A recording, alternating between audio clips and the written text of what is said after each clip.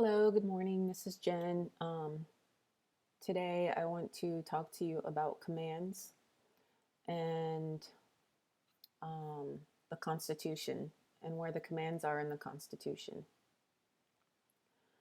So, this is a book on Austinian's theory of law because law, all it is a theory. And I'll read this to you and then we'll go back and we'll look at the front of this book so you can see the front of it if you should go and look for it. So, and this is point 13. If you express or intimate a wish that I shall do or forbear from some act like an act of Congress, and if you will visit me with an evil in case I comply not with your wish, the expression or intimation of your wish is a command. So if I don't do what you say, you're going to do something bad to me, then you're commanding me. Okay, this is the meaning of the term command. A command is distinguished from other significations of desire, not by the style in which the desire is signified, but by the power and the purpose of the party commanding to inflict an evil or pain in case the desire is disregarded. If you cannot or will not harm me, in case I comply not with your wish, the expression of your wish is not a command, although you utter your wish in imperative phrase. So if you don't harm me if I don't do it, then it's not a command, even though you state it as a command. Commands are shall, must, and will in the various laws. If you are able and willing to harm me, in case I comply not with your wish, the expression of your wish amounts to a command, although you are prompted by a spirit of courtesy to utter it in the shape of a request. So you can say, would you please, even though you're not commanding me, it's still a command. Okay, so we know that in our system of government, the commander-in-chief issues commands to the military,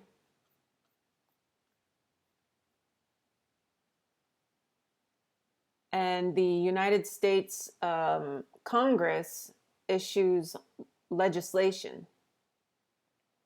They legislate without interference from the state. That was the agreement that they made with the states whenever the states ratified the Constitution. And because that's in the Constitution, we know that the states agreed only to that. You can't say that, well, if it's not in the Constitution, we can do it, because that's like saying if it's not in the contract, we can do it. So if you and I have a contract that I'm supposed to give you something, and the contract doesn't say I don't have to give you anything else, that would be like saying, well, because you said I could have this one thing and you own all this other stuff, then I can take all the other stuff too, because it doesn't specifically state that I can't. Okay, so we want to look at, we the people of the United States do some things for the United States of America. So the United States is the federal government, and the United States of America are the states.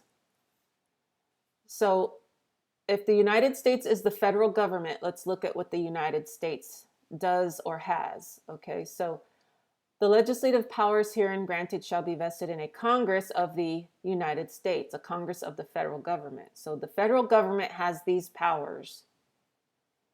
We go to Article 1, Section 8, and it says the Congress shall have the power too. So the Congress is the federal government, because it says the powers herein granted vested in a Congress of the United States. So it's a Congress of the United States has the power to only do these things.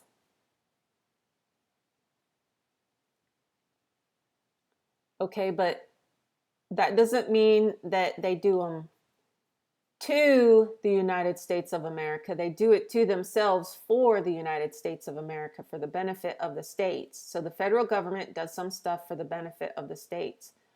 That's basically how contracts work. And in my opinion, this is just a contract to provide for defense. Okay, and we know that because in Article 1, Section 8, Clause 17, it says it. Okay, for erection, erection also means state, to create a state, to erect a state of forts, magazines, arsenals, dockyards, and other needful buildings. What is a state for? For these things here in the, this is supposed to be the outcome for the United States of America. And Article 2, we have the executive power of shall be vested in a president of the states. Okay, United States of America. That means of the states. And then he has the president shall be commander-in-chief of the Army and Navy of the United States and the militia of the several states and the militia of the United States of America. That's basically what that says. And the commander-in-chief is the one who issues orders or commands to the Army and Navy and the militia. Okay, those are executive orders. Okay, now to be in the military as an officer, you have to become a citizen of the United States, and that's in here. That's in the representatives, a citizen of the United States. For a representative, a citizen of the United States for a senator, a citizen of the United States for commander-in-chief, but not for Article 3 judges. So there is a place for citizen of the United States, and there is a place in the federal government for not citizens of the United States. So the president, as the executive officer, can be impeached. Okay. But as the commander-in-chief, he has to be removed in some other way. Now, the reason why I think this is because the executive officer of the United States of America is not a military office. The commander-in-chief is a military office. As not a military officer, it's civil. And as a civil officer, you're expected to do good things. Now, as a military officer, you're expected to do bad things because that's what the military does. That's why they are commissioned officers. They're commissioned or licensed to do things that you and I can't do in normal life. So they can kill people, they can, use deceptive practices, they could do all these things to defend the nation and defense of the nation.